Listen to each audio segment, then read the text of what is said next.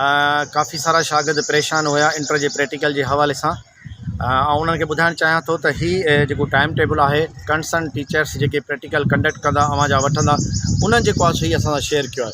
मां ही अवां सां शेयर कयां थो ऐं जेको आहे सो फेसबुक ते यूट्यूब ते रखां थो। महिरबानी कयो इन जे अंदरि जेकी पॉलिसी रखियल है जेके शिफ्टूं रखियल आहिनि उन्हनि खे फॉलो कयो, छो त ॿार जेके शिफ्टुनि जे हिसाब सां ईंदा उन जी ईज़ी एक्सेस थींदी त हू पंहिंजो फिजिक्स केमिस्ट्री ऐं बायोलॉजी जो प्रैक्टिकल कंडक्ट कराए सघनि।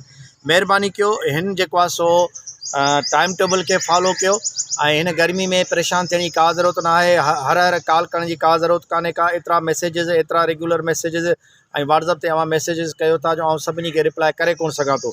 इन करे गुंजाइश तौर ते ही वीडियो ठाही है त जीअं तव्हां सभिनी खे ख़बर पइजी सघे ऐं हिन में आराम सां जेको आहे सो तव्हांखे सॼी डेटा असां ॾिनी आहे जंहिंमें आराम सां तव्हां जेको आहे सो ॾिसी सघो था अवां जो कहिड़े ॾींहं ते प्रैक्टिकल आहे।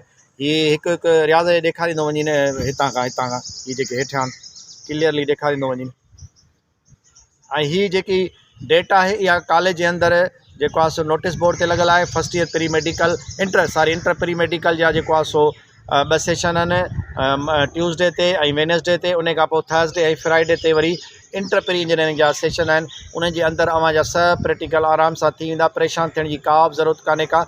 असां वटि जीअं त सोलर सिस्टम भी अवेलेबल आहे, पाणी थधो भी अवेलेबल आहे, अवां खे का बि तकलीफ़ न थींदी। बजाए जो अवां हिते बार बार अची रुगो पुछण ते ज़ोर ॾियो, इन खां बहितर आहे त हिन वीडियो खे ॾिसो ऐं जेकी इन्फॉर्मेशन तव्हांखे खपे उहा हिन वीडियो जे अंदरि आहे। स्टॉप न कजांइ, हूँ प्यार जैसे दोस्तों ही सब जेको आहे सो डेटा इन जे अंदरि तव्हांखे मौजूदु आहे। परेशान थियण जी का बि ज़रूरत कान्हे का, हिन खे फॉलो कयो। ही टाइम टेबल सॼो जेको आहे सो मौजूदु आहे।